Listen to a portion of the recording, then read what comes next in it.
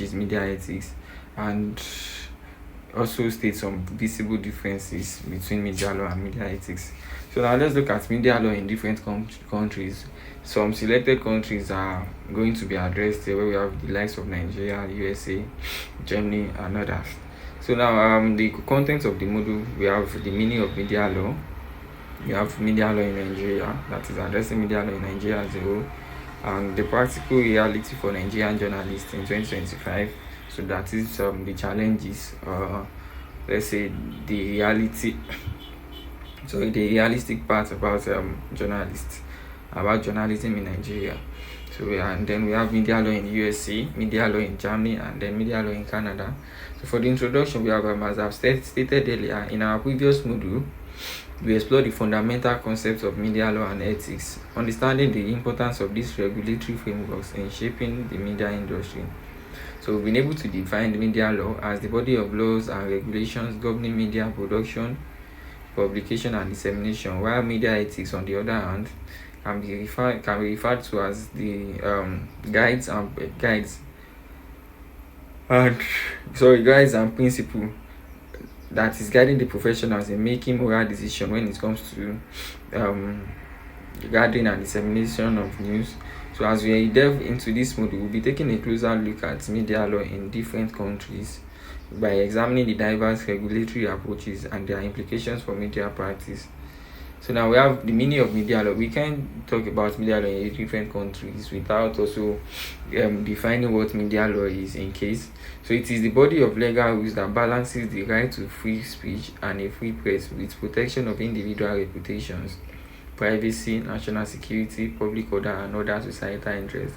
So in short, media law is a body of legal rules and regulation that is guiding and trying to balance the rights of freedom of speech and freedom to express and freedom of press that the citizens are having or individuals are having, by balancing it with the protection of individuals as well, where we have the reputation and privacy, national security, and all.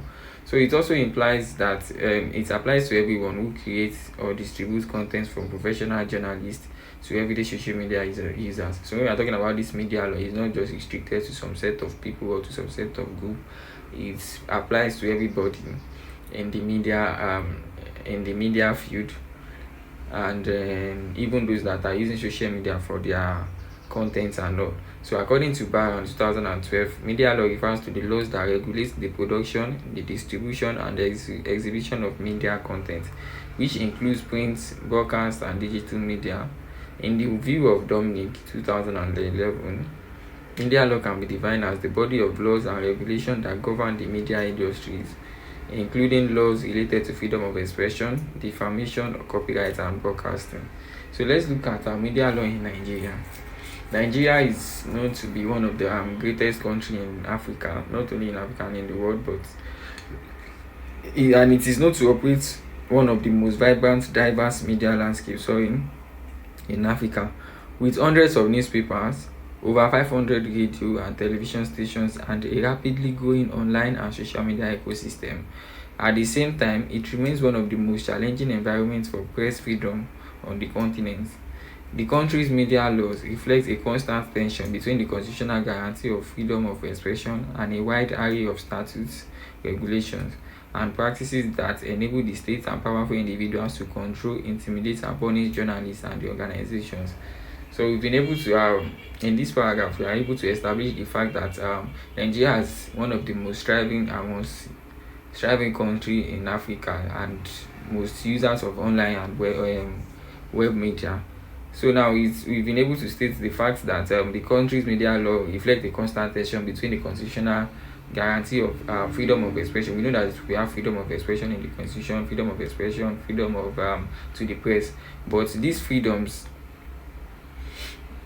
are being limited through media law, which enables the state and powerful individuals to control and intimidate and even punish journalists and the organization as a whole, using the media law as an excuse or as a camouflage to run their personal agenda. So, however, media law in Nigeria is a combination of constitutional provisions, statutes, common law, self-regulation, and increasingly digital regulation. It governs journalism, broadcasting, advertising, online publishing, film, and other forms of mass communication. So it is important to note that media law, as I've stated earlier, that it is not restricted to a particular media, so a particular form or means. So it governs across journalism as a whole, even entertainment industry, the filmmaking, and the online publishing, be it any form of media at all. So now let's look at still on media law in Nigeria. We have constitutional foundation. That is, we are trying to look at the what's it called, the background, or should I say the source to this media law. We have a constitutional foundation, the 1999 Constitution of Nigeria, as amended. The section 39 states that every person shall be entitled to freedom of expression, including freedom to hold opinions and to receive and impart ideas and information without interference. So now in section 39 we have guarantees freedom to own, establish, and operate any medium for the dissemination of information, ideas, and opinion. And we have section 22 imposes an obligation on the mass media to uphold the fundamental objectives and directive principle of state policy and make the government accountable to the people. These are for media law that we have according to the Constitution. However, there are limitations to these laws. We have section 45, which allows derogation from freedom of expression in the interest of defense, public safety, public order, public morality, be it public health, or for protecting the rights and freedom of other persons or other individuals. These limitations are frequently invoked by the state. So it is important. What we are trying to establish here is that the Constitution has given us the media law, where we have about section 39, section 22.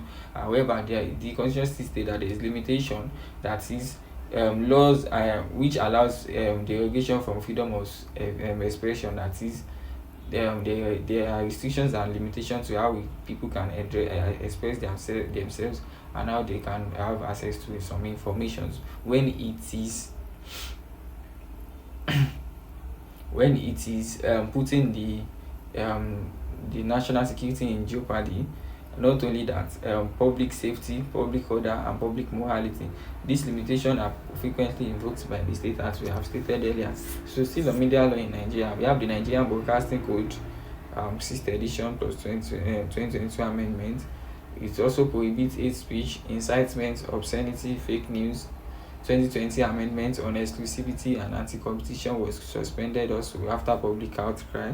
We have 2022 amendments which raised fines dramatically up to 5 to 10 million and introduced web online broadcasting licensing. So, and those are still on the media law. We have online digital media regulation. We have 2020-2025, and then second, we have no comprehensive internet law. That is, we don't have a comprehensive internet law, but multiple laws are applied when we are talking about media law. So Cyber Crimes Act 2015, most frequently used. We have National Information Technology Development Agency, NITDA, which requires platform to register and also remove unlawful content within 24 hours. So we have proposed Protection from Internet Falsehood and Manipulation Bill 2019, 2022, 2025 versions. That is, which state that fake news be repeatedly rejected by civil society. And another example is Twitter, one of the most reputable social media platform and most used social media platform in the world, but it is now known as X, was banned in June 2021 to May 2022 in Nigeria after deletion of President Buhari's tweet. So now still on the media law in Nigeria, we have defamation law. We are trying to look at this law one after the other. We have defamation law. So where both civil and criminal defamation still exist. Criminal defamation is still enforceable in many states, especially under penal code in the north.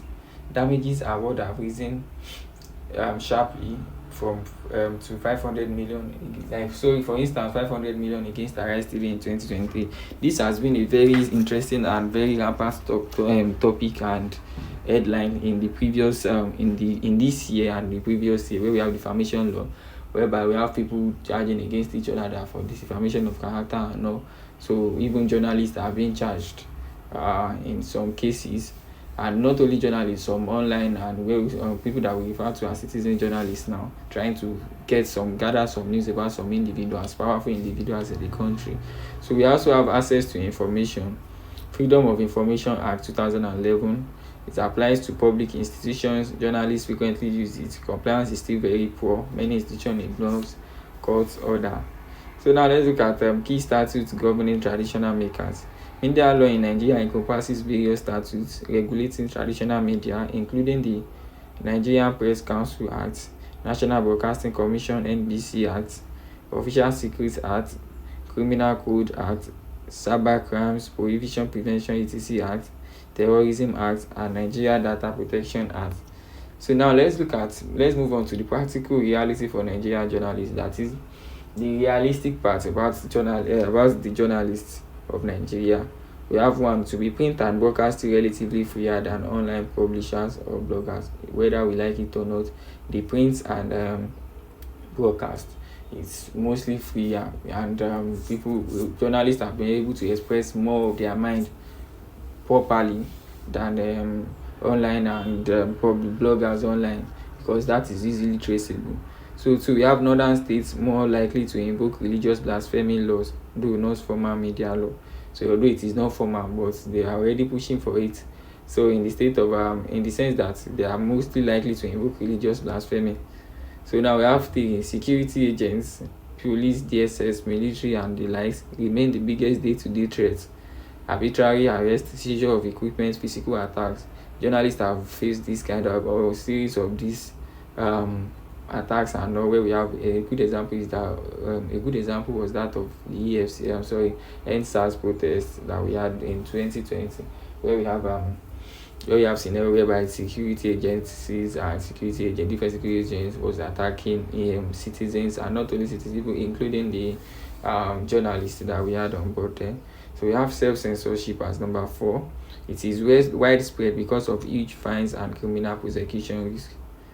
So self-censorship is widespread because people are trying to caution themselves because of the huge fines, 500 million for that matter. So in summary, while Nigerian constitution guarantees press freedom and the country consistently ranks not free, Freedom House, or around 110 to 120 Reporters Without Borders 2025 World Press Freedom Index, the legal framework contains numerous restrictive laws that are frequently deployed against critical media. So in the country, the journalists have not been able to carry out their function critically because of these restrictive laws and all that is mostly helped by these powerful individuals and even the different organizations around journalism as a whole. So now let's look at media law in USA. The United States of America boasts one of the world's strongest legal frameworks for media freedom. So we can't talk about our media law in different countries and not make mention of USA, because it's one of the world's strongest legal frameworks that established one of the strongest legal framework for media freedom in the country. It is rooted in the First Amendment to the Constitution, which prohibits Congress from abridging freedom of speech or the press. This protection extends to a broad array of media forms, which include print, broadcast, digital platform, film, and social media, fostering a diverse and robust information ecosystem. At its core, media law derives from the First Amendment ratified in 1791 as part of the Bill of Rights. The Supreme Court has interpreted this to encompass not just traditional journalism, but every sort of publication which affords a vehicle of information and opinion, as articulated in the sitting. So now let's look at the media law in Germany. Media law in Germany is not contained in a single code. That is, it is diverse but arises from a combination of the German Constitution, federal statutes, European Union law, criminal and civil law provisions, and most importantly, 16 largely harmonized state-level laws. So we are talking about media law in Germany, unlike USA. So in Germany, on the other hand, does not have the media law is not contained in a single code. We have many things that are being considered. Where we have the German Constitution, the federal statute, the European Union law, criminal and civil law provisions. All these things are considered when we are talking about media law in Nigeria. So press law is primarily regulated by the 16 state press laws. Although each federal state has its own statutes, the content is almost identical across the country. Journalists and publishers enjoy far-reaching rights to gather and publish information, but they also have strict duties. Internet platforms, they face additional obligations. Since 2017, the Network Enforcement Act has required social networks with more than 2 million users in Germany to remove manifestly unlawful content within 24 hours and other illegal content within 7 days after receiving a complaint. So let's move to media law in Canada. It is a complex field that blends constitutional law, common law, status law, and regulatory frameworks. It governs freedom of expression, defamation, privacy, journalism practices, broadcasting, advertising, access to information, and more. Below is a comprehensive but concise overview of the key areas as of this 2025. So we have constitutional foundation, defamation, that is libel and slander. We have privacy law, broadcasting and telecommunications, online arms and hate speech, journalist source privilege, access to information, key recent trends. So in conclusion, media law across different jurisdictions, it reveals a profound diversity in how different societies balance the fundamental right to freedom of expression with the need to protect individuals' reputations. Not only that, the individuals' reputations, we have the national security also, privacy, individuals' privacy, and public order. So let's take USA for instance. USA stands out with its near absolute First Amendment protection and strong safeguards against strong safeguards against prior restraints and defamation claims, creating one of the world's most permissive environments for media practitioners. So on the contrary, Germany exemplifies the European continental approach, combining robust constitutional guarantees of press freedom with rigorous duties of journalistic due diligence, powerful personality rights, and extensive platform regulation now reinforced by EU instruments such as the DSA and EMFA. Canada occupies a middle ground by offering strong charter protection for expression while maintaining plaintiff-friendly defamation rules, expanding privacy thoughts, and imposing increasing regulatory burdens on digital platforms through legislation like Online Streaming Act and the pending Online Arms Act. So these are the main the countries that we'll be looking at: the USA, Canada, Germany, and Nigeria itself.